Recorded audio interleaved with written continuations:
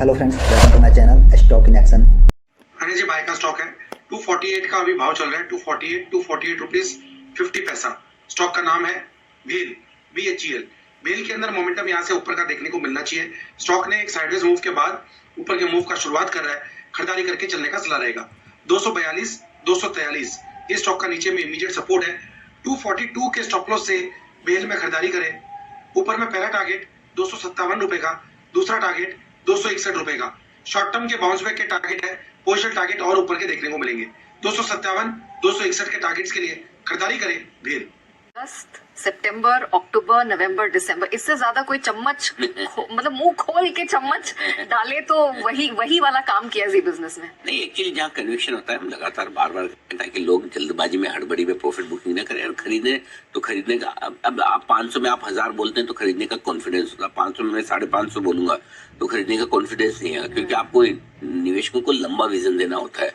और मैं अब फिर कहना चाहता हूँ यहाँ, जैसा कि बार बार मैंने कहा भी कि 1000 पे रिवाइज करूंगा, इस बाइट में भी लिखा, इस स्टॉक को 2025 के लिए आपको रखना है पोर्टफोलियो में। कोई बड़ी बात नहीं, यहाँ से भी ये स्टॉक आराम से, मतलब समय कितना लगेगा मुझे पता नहीं, लेकिन 1500 से 2000 के टारगेट दिखाए गए इवेंचुअली, क्योंकि कंपनी के लिए जब खराब होना था आईपीओ के, मैं था सबसे पहले अकेला शायद जिसने आईपीओ में अवॉइड करने की रेटिंग दी थी। 2000 से 1500 500 तक आया नीचे, लेकिन हमें आरबीआई की दिक्कत आई तब हमने सेल की भी रेटिंग दी थी उस समय। उसके बाद 325 भी आया, लेकिन जब हमें लगा कि अब सब कुछ ठीक है और अब वापस में रिस्क रिवॉर्ड रेशियो बेहतर है तो हमने फिर से स्ट्रांगली बाय की रिकमेंडेशन दी। एक बार नहीं, कई बार दी। नहीं तो कई लोग ये भी ट्रोल करते हैं आप तो 550 600 में बेचने की भी राय दी थी, तो आधा भी हुआ, 325 तक आया भी।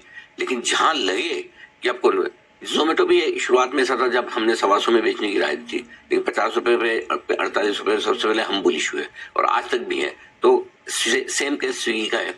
हमने आईपीओ में अवॉइड की राय दी थी, बिल्कुल दी थी, क्योंकि हमें लगा कि उस समय क्लैरिटी नहीं है, क्लैरिटी चाहिए।